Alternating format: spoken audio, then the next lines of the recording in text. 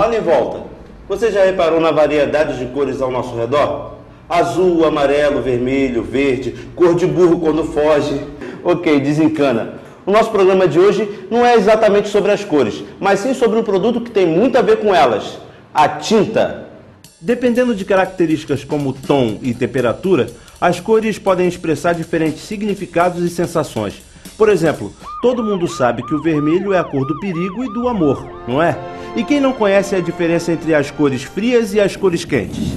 Pois é, isso quer dizer que modificar a coloração de objetos como essa parede aqui também é uma forma de imprimir uma nova identidade a eles, dependendo do nosso gosto estético. É aí que entra a tinta, um produto fundamental no nosso dia a dia. Colorir é realmente uma das principais funções das tintas, mas com certeza não é a única. Ao pintar essa parede, eu também estou protegendo-a da umidade e da ação do tempo. O mesmo acontece na indústria naval, por exemplo, onde a pintura é também uma forma de proteção. E não é só isso. Na verdade, as tintas servem para muito mais coisas do que a gente pensa. Elas estão presentes nas obras de um artista plástico, nas marcações de uma rodovia, no rótulo dos mais diferentes produtos. Sem falar na importância das tintas para a comunicação através da escrita, seja na impressão de livros ou mesmo quando escrevemos um simples recado à mão. E você, já parou para pensar na importância da tinta? Tinta? Para pintura, em geral. Tinta de parede, tinta de quadro. Tinta guache, tinta óleo. Lápis de cor, caneta. Usamos no cabelo. Pode ser uma roupa, um tecido. A gente vê muito assim nos asfaltos, pintado, né? Eu acho que de uma certa forma embelezar a paisagem. O uso das tintas vem desde a pré-história. Nossos ancestrais já misturavam água a materiais coloridos como plantas e argila em pó na fabricação de tintas primitivas, usadas nas decorações de suas cavernas e tumbas. Com o passar do tempo, novos ingredientes foram sendo adicionados para melhorar as características das tintas. Os antigos egípcios foram o primeiro povo a pintar com grande variedade de cores, enquanto manuscritos de 2000 a.C. comprovam que chineses já conheciam e utilizavam nanquim para escrever. Na Idade Média, as tintas passaram a ser usadas também como proteção de igrejas e outras construções importantes.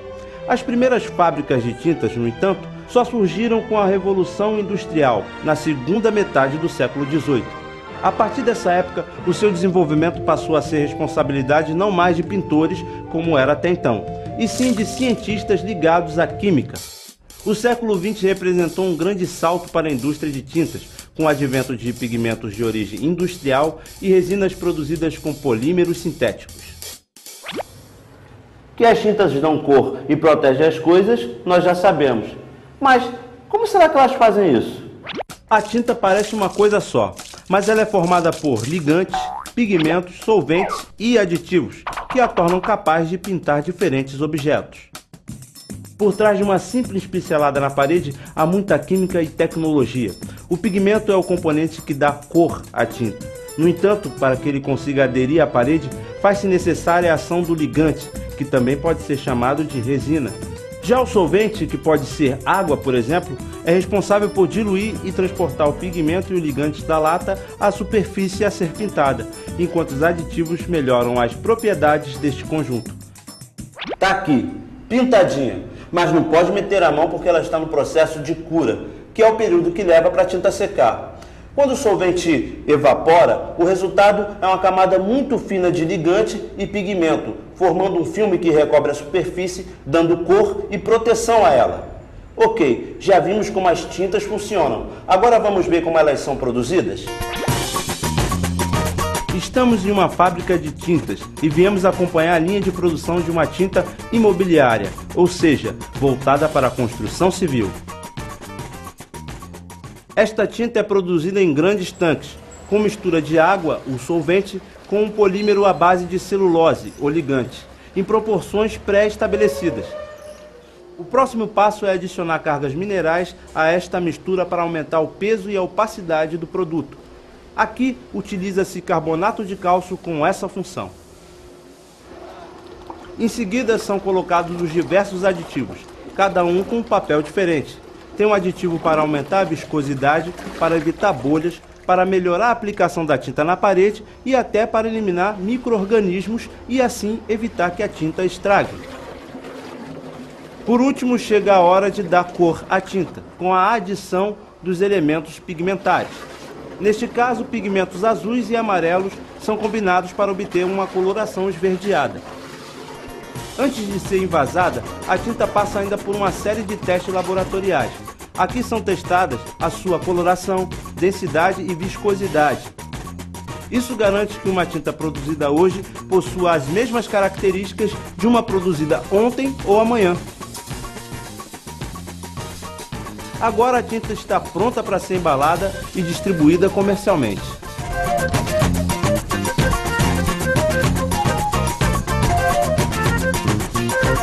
Como você já deve imaginar, as tintas não se diferenciam apenas pela cor. Essa aqui, por exemplo, é uma tinta à base d'água, ideal para paredes. Ela seca em contato com ar, a partir da evaporação do seu solvente. E como a sua fixação acontece devido a um processo puramente físico, ela recebe o nome de termoplástica.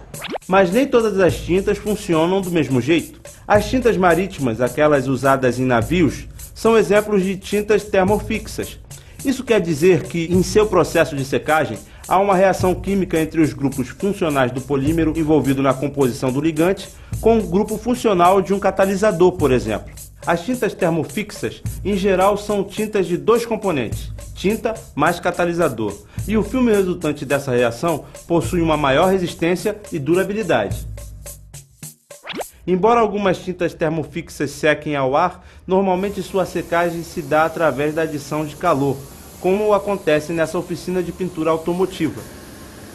Aqui os carros são pintados em estufas que atingem a temperatura de 60 graus centígrados.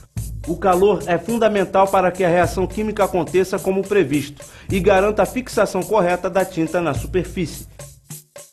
Por garantirem maior proteção, as tintas termofixas são muito utilizadas pela indústria automobilística.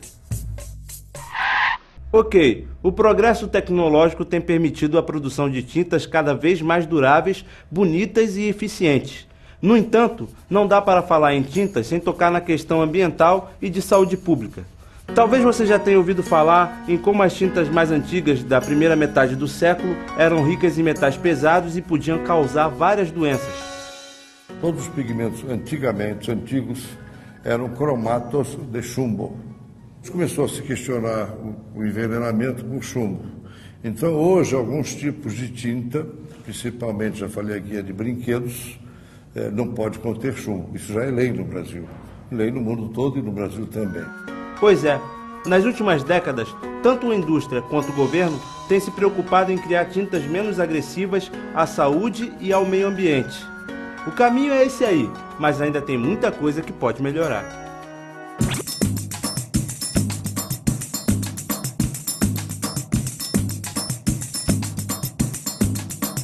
Elas estão aí para colorir o nosso mundo, mas também para protegê-lo, nos avisar de perigos e até para escrever cartas de amor. Como você vai usá-las depende da sua imaginação. Mas uma coisa é certa, agora você sabe como se faz.